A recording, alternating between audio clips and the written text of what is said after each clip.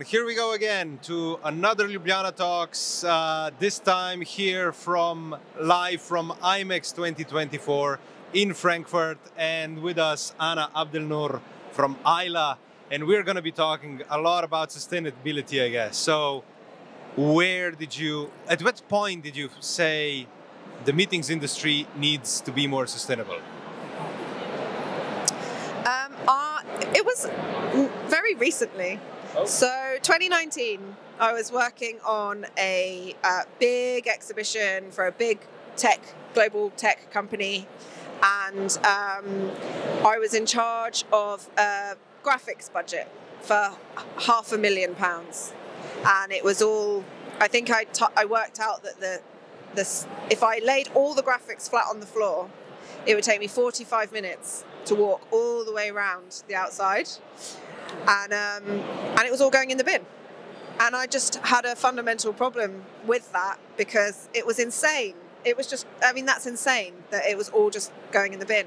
So I started trying to find out, how can I prevent it from going in the bin? How can I either reuse it, donate it, repurpose it, recycle it? And it was just so hard. It was just most of my job, actually. Most of the time I spent was trying to figure out solutions for that. Like making the graphics happen was really simple. Finding the solution was excruciating. It was so slow. It was so challenging. But I managed to recycle 40% of it with a supplier who was able to take away all of one type of material and turn it into plastic pellets, which they used to 3D print. So it wasn't going and becoming car things. It was actually being reused. And then the other 60% was donated to artists. We had a lot of white fabric that was basically canvas, so they went to local arts organisations that took it and used it for creating. We donated some of it to a charity that made sleeping bags for homeless people.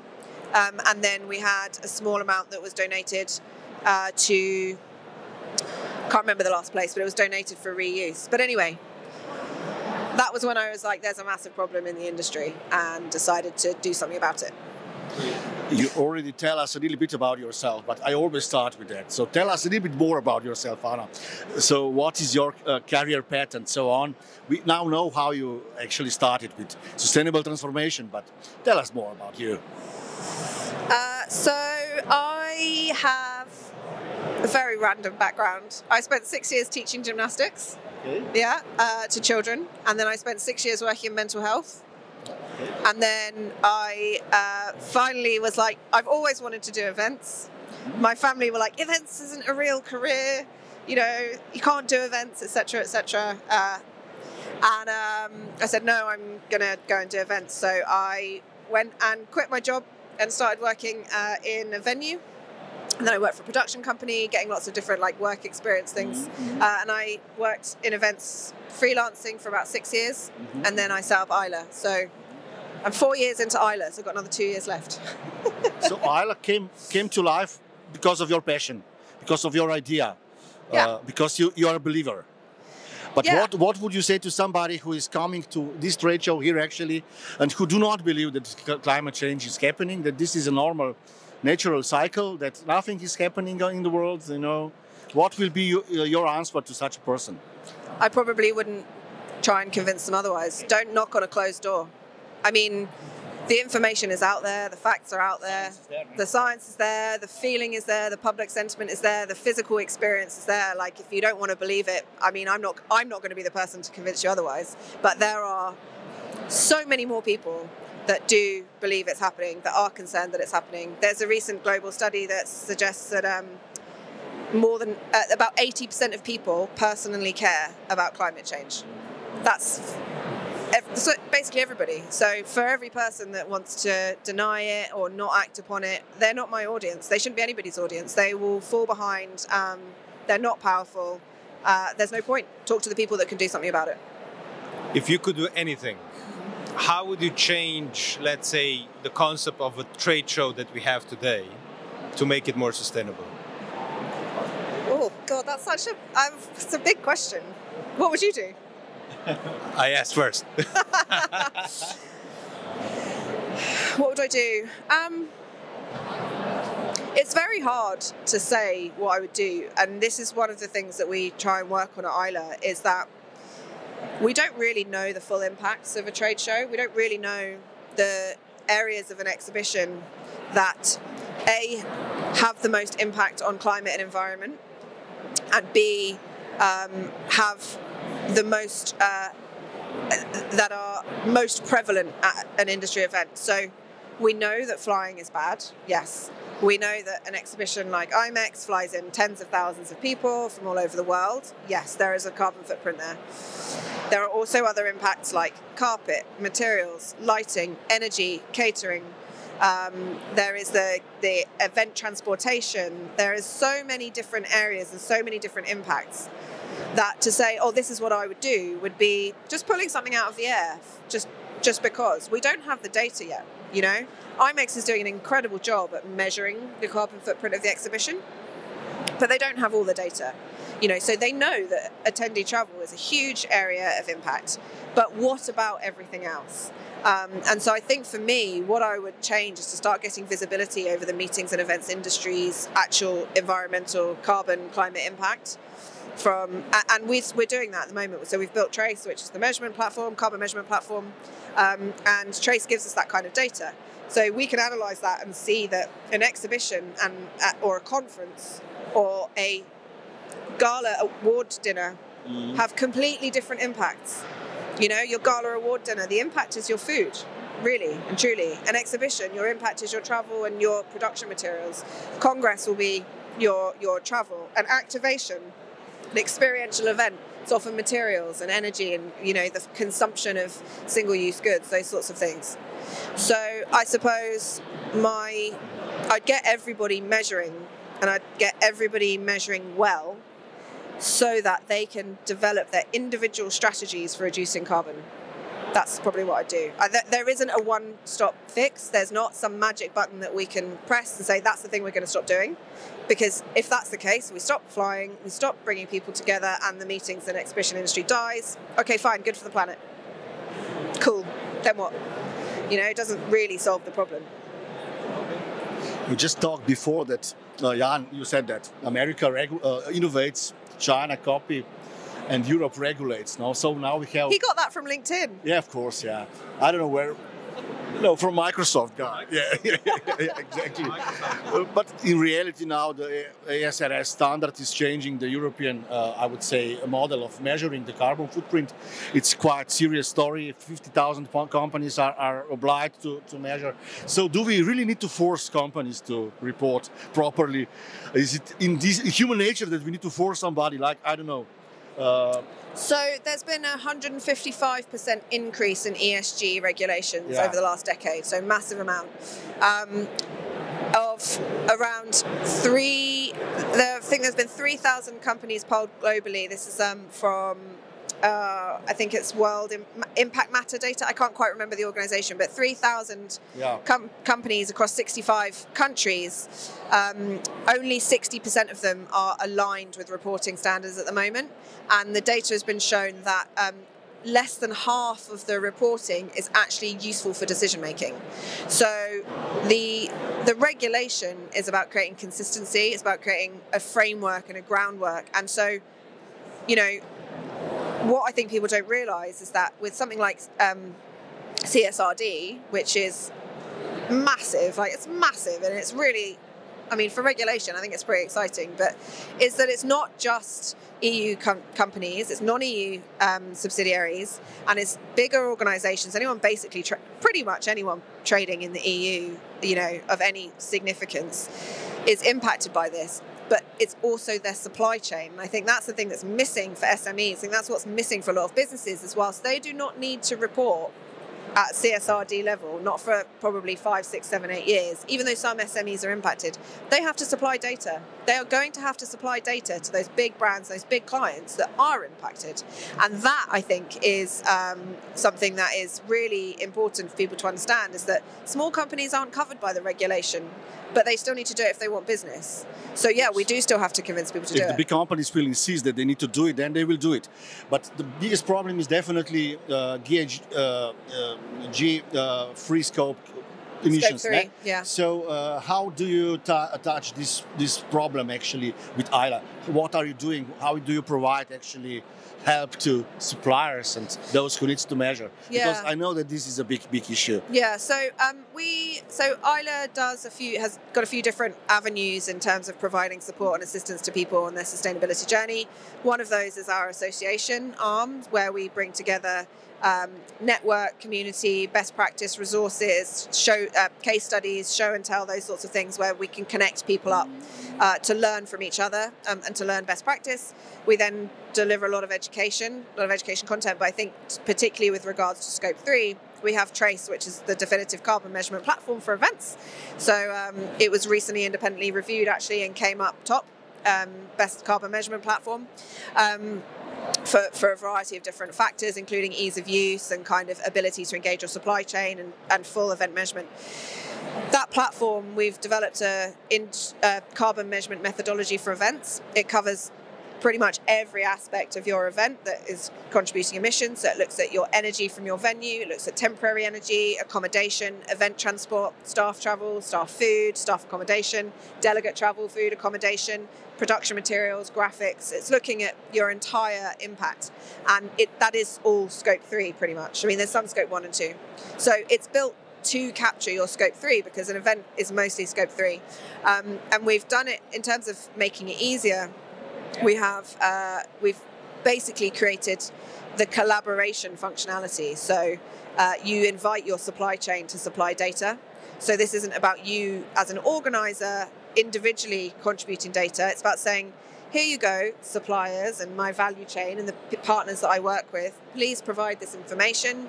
They get a nil invite, they go into the platform, they put their data in, they share it, and there it is. And it makes it so much easier to collect that data. Yeah, of course they are. Yeah, I mean, the client's asking. 2, they understand the value of it. 3, they get the data and insights. But beyond the supply chain, actually, the data can be. That's the supplier feature. We have a connections feature, which means you can share data to your client. So, for example, if you were measuring your impact here today, you could send that to IMEX if that connection was set up, and therefore means that IMEX, you're doing your bit, IMEX is doing their bit.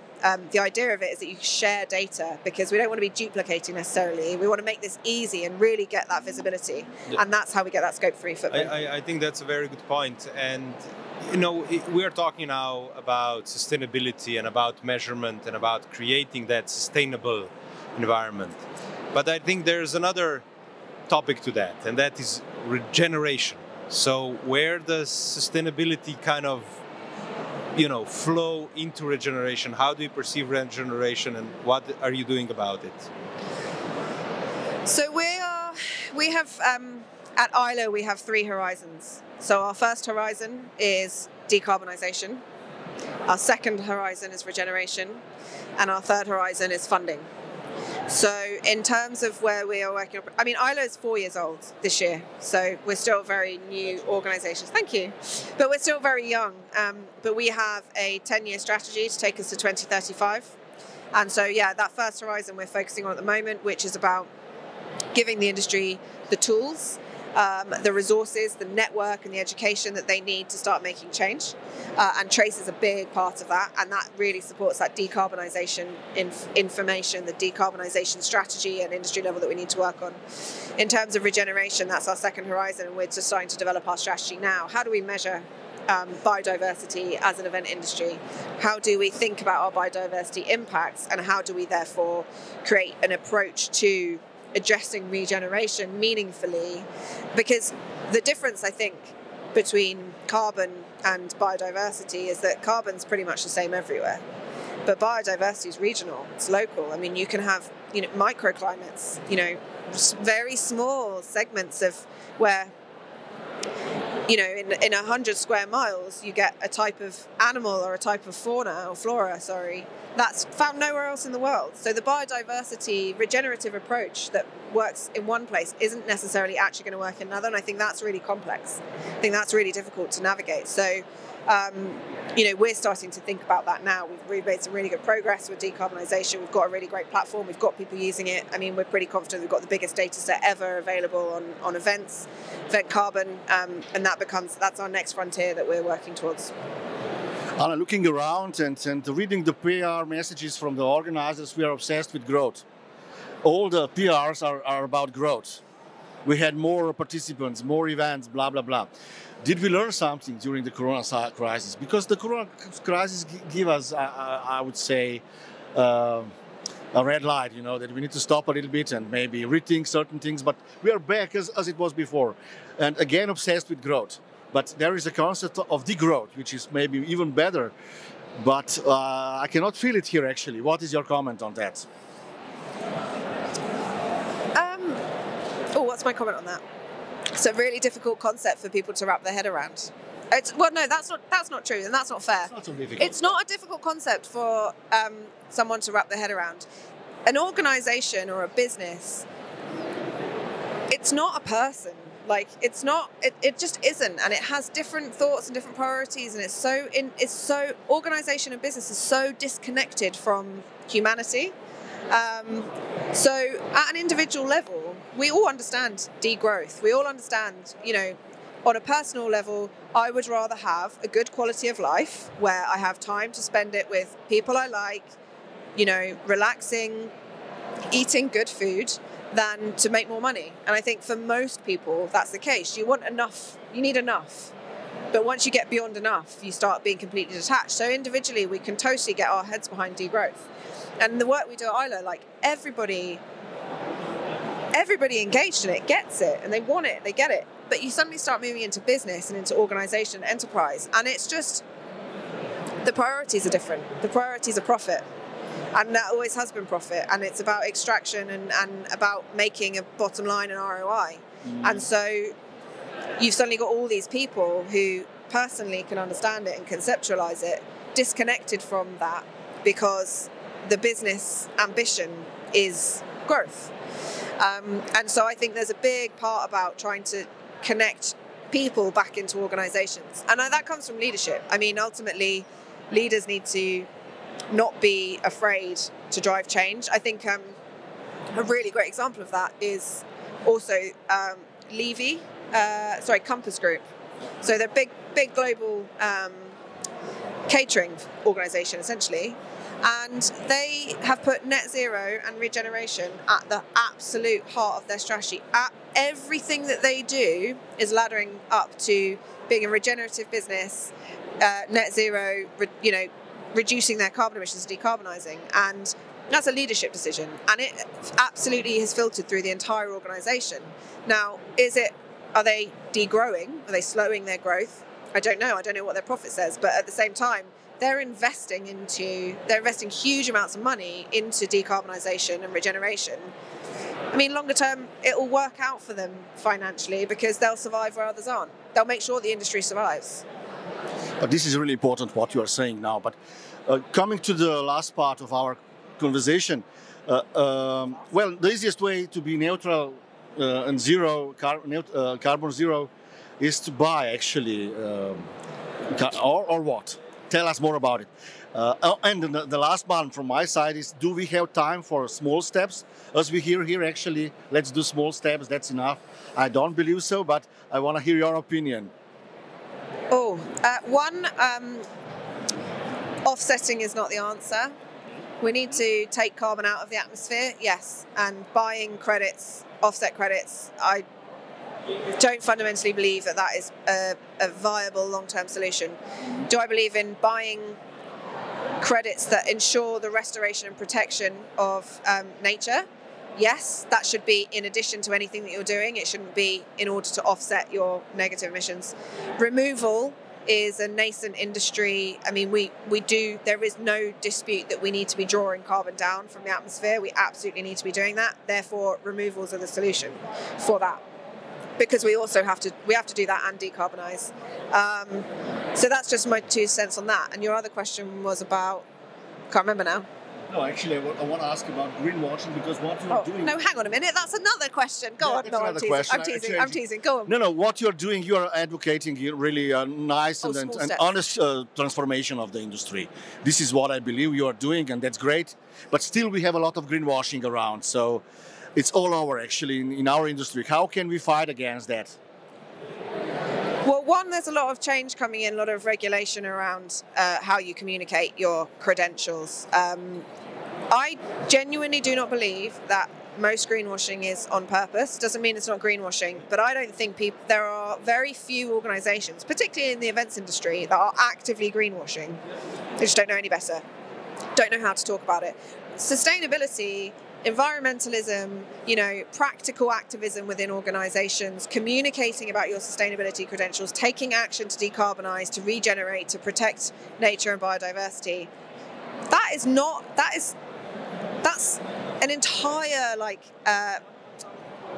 learning stream on top of organizing an event, I don't think it's fair to expect event professionals to know all of this stuff. It's not fair. They greenwash by accident because they do not know any better. That doesn't mean it's an excuse, but I think we have to be also very open about the fact that it's hard to learn a lot of these things. There's a lot of conflicting information. There's a lot of different messaging. Go on, Jan. I'm Jan laughing because I see Gorazd is so passionate about this topic. I just want to ask, can I have time for small steps? Can I just tell you about small steps? Do we have time for small steps?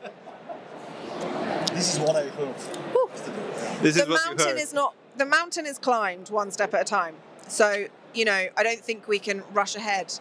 I don't think it's possible to rush ahead unless there is mass global demand for it. We saw in COVID that things can change overnight. We know that is possible when government acts, when government forces change. It's very authoritarian. People didn't like it. People didn't like lockdown. People didn't like that approach. And, but it worked. So I think we have room for legislation and regulation, if it can move quickly enough, that can create almost overnight transformation. GDPR, and in the UK, I don't know what it's like in other areas in Europe, but we had IR35, which is basically that, contractors. That completely screwed the events industry. They had no idea. They were so late, they couldn't catch up. We have an opportunity to get ahead of legislation now.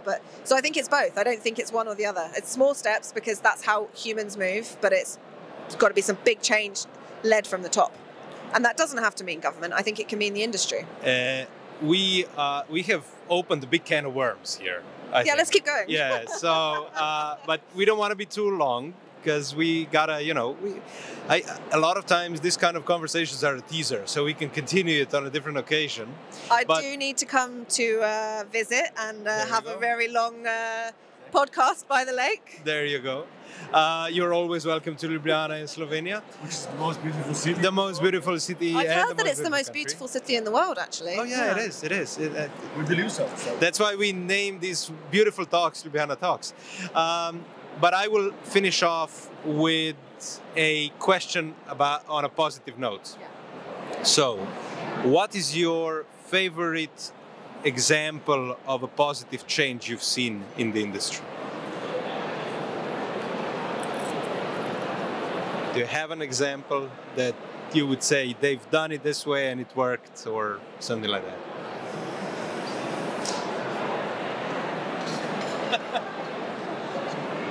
Long pause. I think genuinely that the positive change is not at an individual level. I think there are a lot of individual organizations. I can sit here and say, I think this company's doing a great thing, this company's doing a great thing, and it'd be lots of individual actions. This is very much, the positive change is that this is so much on the agenda. Everybody can have a conversation about sustainability. Not everybody can have a good conversation about sustainability. Everybody knows the word. Everybody understands carbon in terms of there's a problem with carbon. And I think the positive is that as a sector, we are moving forward with the dialogue. The conversations that we're having today are very different from the conversations we were having 2 years ago, Absolutely. 4 years ago, 6 years ago. they're still too slow from my perspective. They're still too far behind. But you're talking about bringing millions of people, one step forward. And so when we talk about small steps, a small step made by 1 million people is a massive step. And so I think that's the positive, is that sometimes I struggle to keep up with the questions. I mean, sorry, but 4 years ago, there's no way that this kind of conversation would be being had on a podcast. Yeah, that's true. So I think that's the example of progress, is that we have moved forward, but you don't see that until you can turn around and look behind. Very good point. We usually finish, Anna, with simple questions. Train or car? What was that? Train or car? Well, I came here by train. I came by train from London. We got delayed in Brussels for 2 hours, so we had several beers in Brussels. Yeah, it was great. Lots of beer in Brussels and tiny wine on the train. Sea or mountain? Lake at the top of a mountain. Very good. And the last book you read, actually, what was the last book? The last book I read was The Ministry for the Future, which I highly recommend. I think you'd find very interesting. It was Barack Obama's favorite book of the year in 2020 something. And it's all about imagining that there is a government, a UN government organization whose job is to represent the citizens from the future. And so they represent them today in the face of climate, and just talks about, the challenges that we face globally and how they might be addressed. Amazing. Thanks. Thanks, Anna, for being our guest. Stay tuned.